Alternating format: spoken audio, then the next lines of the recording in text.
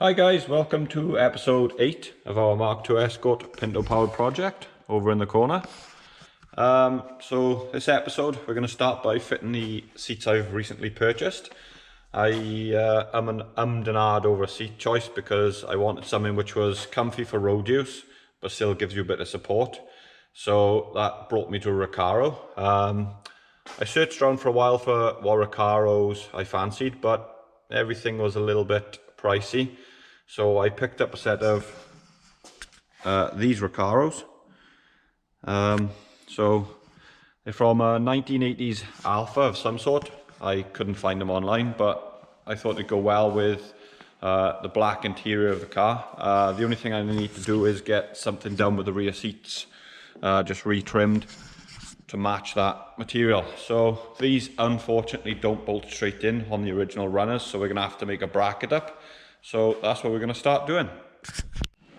So we're just gonna start this by bolting the original rails in, because what we're gonna have to do is make a flat piece of bar from here to there, same there, and then line it up with the seat base on the seats. So I just need to get a measurement off the seat to cut that piece of flat bar. I'll do that and then we can carry on with the rest of it. So we got a measurement of 43 centimeters for the length of bar I'm going to need. So we'll just grab a piece of bar and get that cut.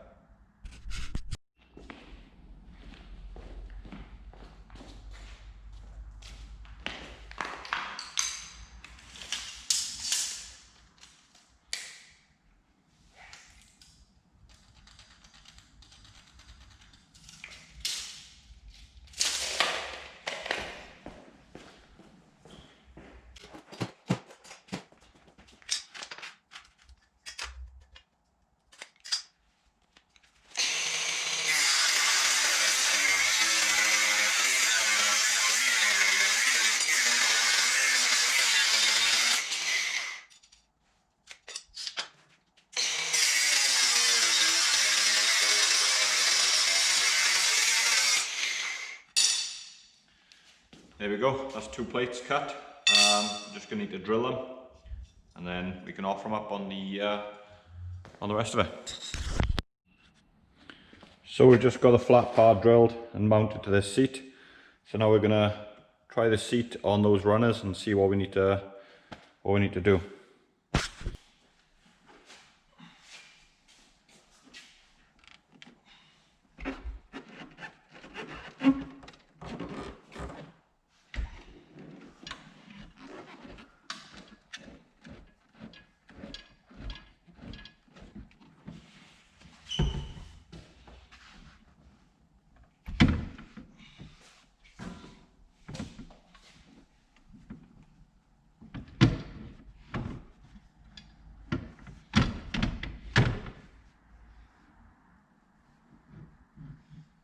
So that's just roughly where I'm thinking at the moment. Bring that back to there. And that goes there. Yeah, that's roughly where we need to be seat-wise. I'm just going to make a fool of myself and try and climb in. Oh, that's not too bad at all there. It's a bit tight.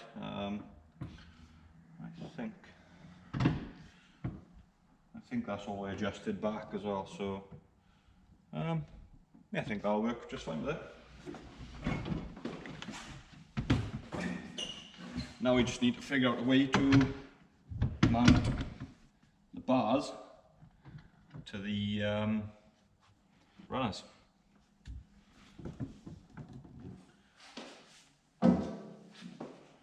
So this is what I've come up with rail wise. I've literally just welded the spacers on off the original seats underneath these 2 bits of flat bar, and then these 2 bits of flat bar bolt onto the bottom of the seat. So this is the first time I'm going to try bolting these in after I've fully welded them. So I expect they're not going to line up anymore.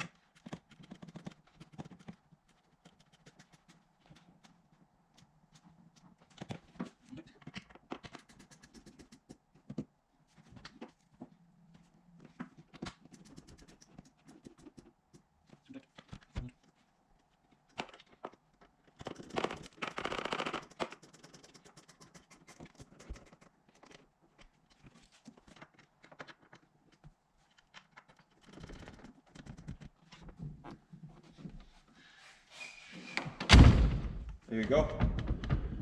Secure as Mark II Escort seats are going to be on the Mark II Escort runner. Hopefully, just.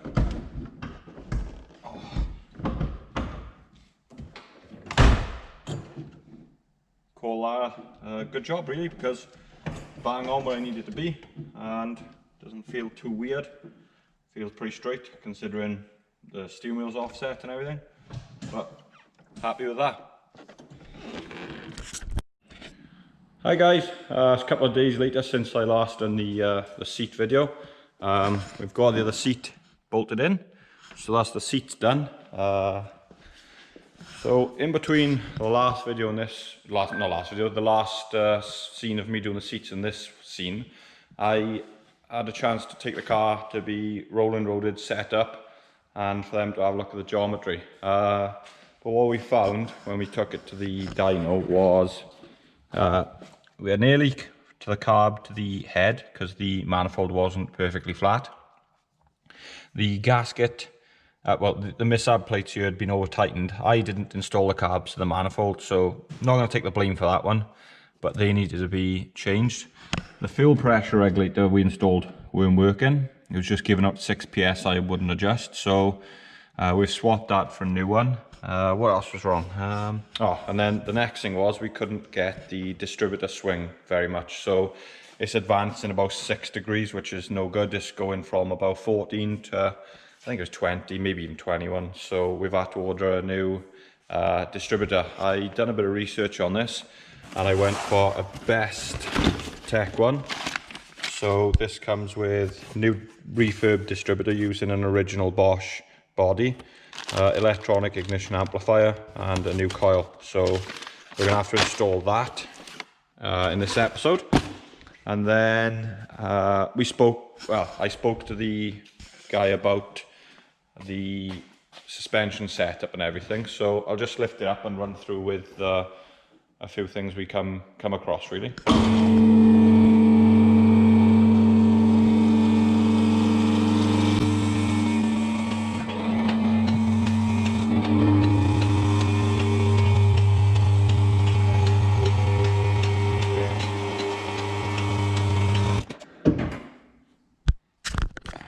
Right, so basically I'm pretty new to the, well, not pretty new to the Mark II scene, but I've never really set anything up for suspension wise on one of these. So we had a chat about it, and because the car's quite low, basically it's pulled the wheel back. So I think that was caster angle he said about. So basically it needs to be brought forward a bit more. So he advised on an Escort twin cam anti-roll bar setup, which I have ordered. So apparently they're a little bit shorter, so they pull the wheel back forward, so when it's lower we still got a bit of gain a bit of caster back. We can adjust the camber on the top mount, and obviously the toe in and toe out needs to be adjusted on the track arms. So we'll be doing that probably in the next video. I'll see if he's okay with being recorded and everything, and we'll also get on the rollers once we've installed the new distributor, so hoping that goes well. I did have the rubbers in the rear here. I felt like the back axle, not loose, but it just didn't feel quite right. So when I spoke to spoke to him about that. He did mention just pulling them rubbers out because there's quite a known feel, so we'll have a feel of that, see what that feels like. I've softened the dampeners right up. They were halfway between hard and soft, and the ride was absolutely dreadful. And I've also lifted the coils 20mm both sides because the car was sitting quite nose down after a drive and basically felt like I didn't have any suspension travel. We had another chat about spring length and spring poundage. The spring length on these is a 9-inch spring with 250 pounds. He feels it's that's like a, how do I say this? The spring rate's basically too stiff. So I think we're gonna try and adjust the car and see what it's like and what it handles like. And if it's not doing what it's meant to, I think we're gonna swap them to like a 10-inch spring, about 200 to 220 pounds. So that should, well, we'll see when we start adjusting things. The other thing he advised me on was the location of the breather tank. So we need to buy a new one of those and relocate that. And a few other little odds and sods. So it was nice to get someone else's opinion on things, and obviously he deals with this sort of thing every day. So sometimes it's better to take the advice of someone and try it yourself, because I think a few things I've tried haven't quite worked out, but that's the way it goes sometimes. Especially if like this is my first proper road going Mark II. I know I got the beige car, but I haven't really set anything up on that, so it's all a bit of a learning curve. But yeah, what we're going to do next is I think we'll probably pull the anti-roll bar off and change the distributor. I don't know what order I'm going to do this in, so just stay tuned.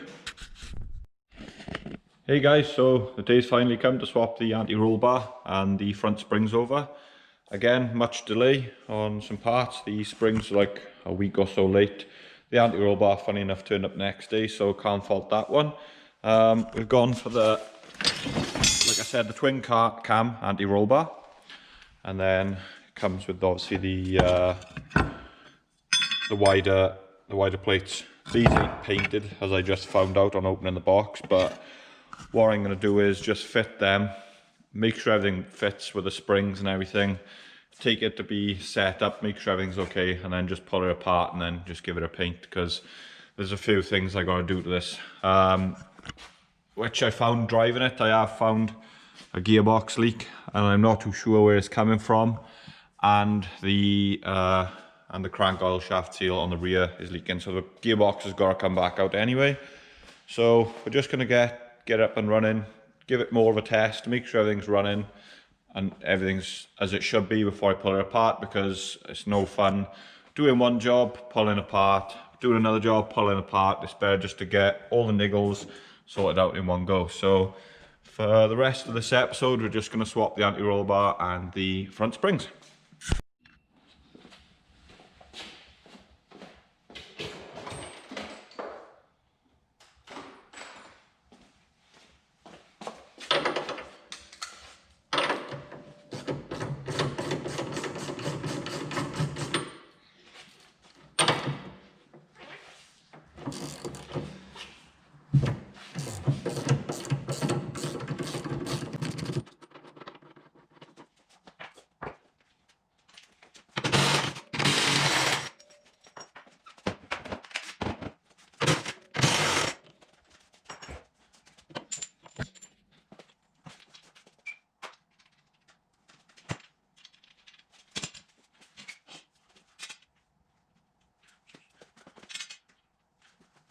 I'll show you this. You see the difference with the top of the back, different kind of bobbins, very back one. So that's what we reinforce to get adjustment, and you just have to pull the back up and start doing that.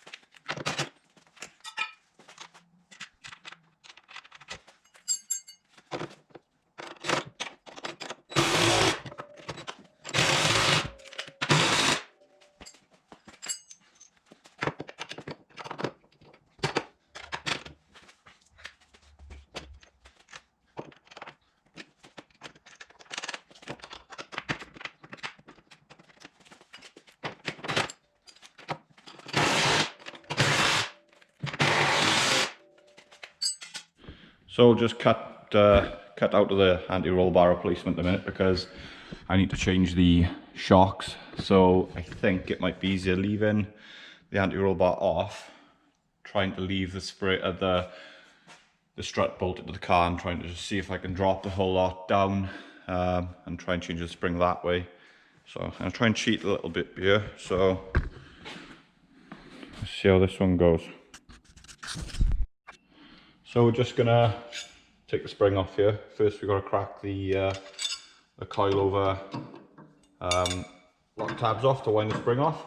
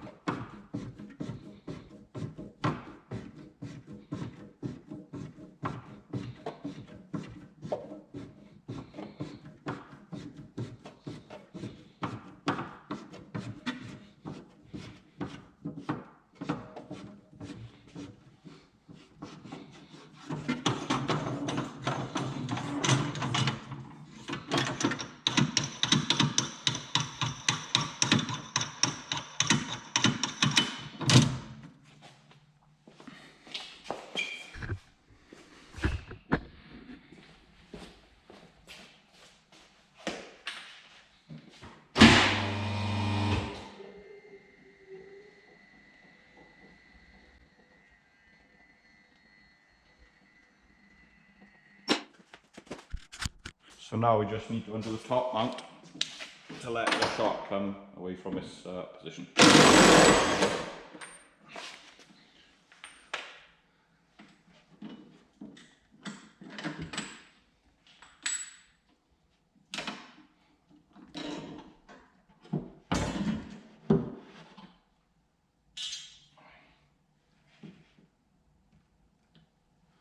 And rest that gently there.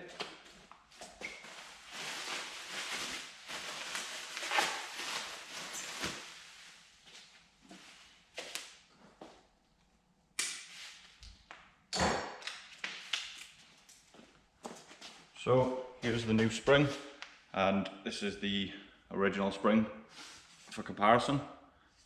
So not only is this a longer spring, but obviously as I said previously, the spring rates are different. So this is a 200-pound spring as opposed to a 250. So it should give quite nice, well, quite a better ride for the road.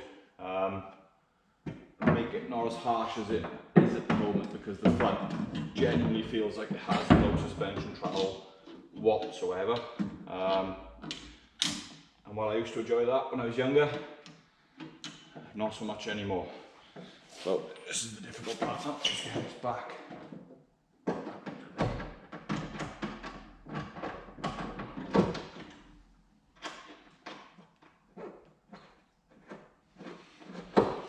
And gun that up.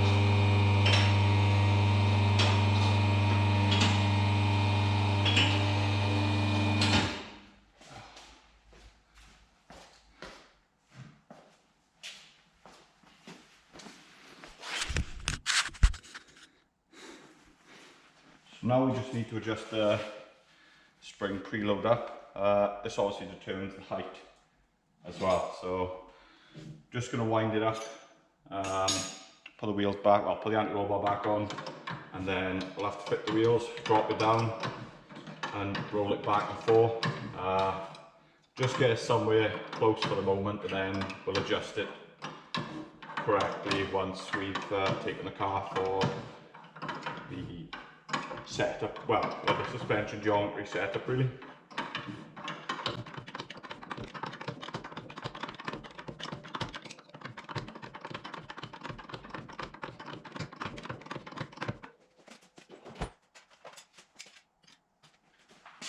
I've already done the other side, so I'm just comparing roughly where we need to go. Just where they're both roughly the same height, and then see where we are when we drop it down. Right, so we're gonna fit the anti-roll bar back on next, which is gonna be fun, and then we can put the wheels back on, drop it down, and see where we're at.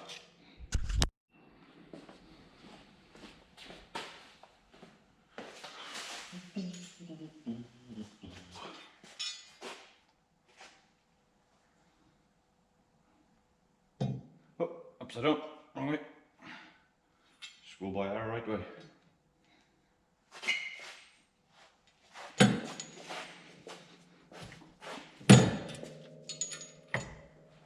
Yeah. Just get the castle nuts.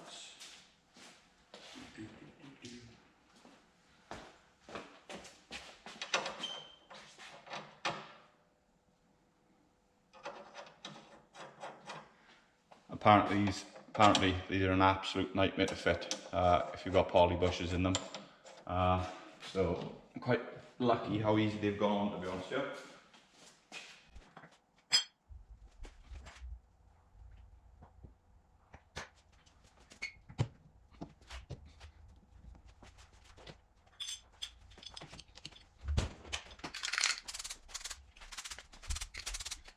This is the next one. Anyway, previous one, yes, we look.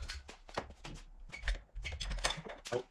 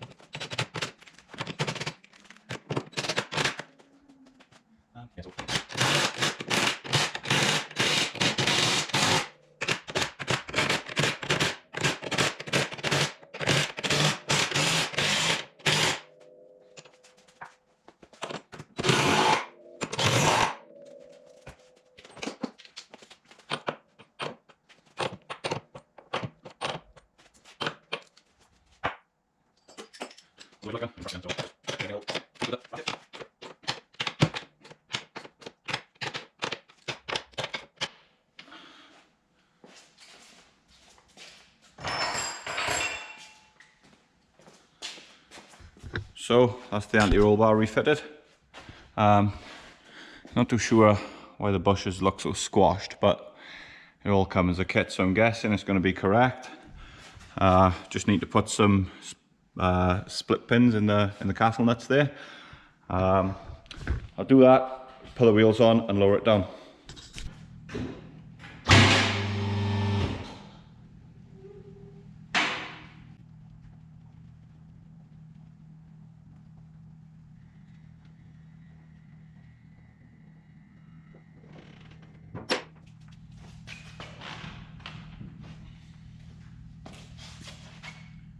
So that's sitting probably about right after it's settled down, so we'll take it for a road test once I've done a few other little bits and bobs, and then call our job done. So there we go, just got to book in now to get the car geometry and everything set up and just do what they can do with the adjustment that we've got. It sat nice, it drove right, so just got to check all nuts and bolts over after a road test again. And yeah, that's basically it really with the anti-roll bar and the front springs. So hopefully I won't have to change them again. I didn't show you this, but I have peeled the rest of the stickers off. Or I think I not showed you anyway, I can't really remember, but all the stickers off, give it a wash, give it a clean. So this is how she stands at the moment.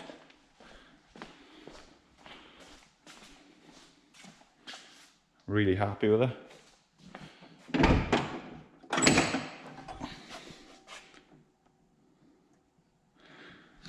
Just gotta get around to giving everything a really good clean. But yeah, interior looks nice. I went out last weekend for a drive. It was really good to drive around. Took my daughter with me, so that was quite nice. We had, like I said, we did have it rolling roaded, so use the figures. So we made 146 horsepower with 133 foot-pounds of torque. There's the graph for anyone who wants to see. This is a stock motor, like I said, with just a cam, a vernier and twin 45, so I feel that's really good power. Yeah, so not too sure I'm going to be doing on the next episode with it, but we'll find something, probably taking the gearbox out and sorting the oil leak out, so stay tuned for that. I also have dug out one of my cars I've had for 15 years. It's been off the road for 9-10 years, so I may do a vlog on this one as well. So MK2 Fiesta XR2.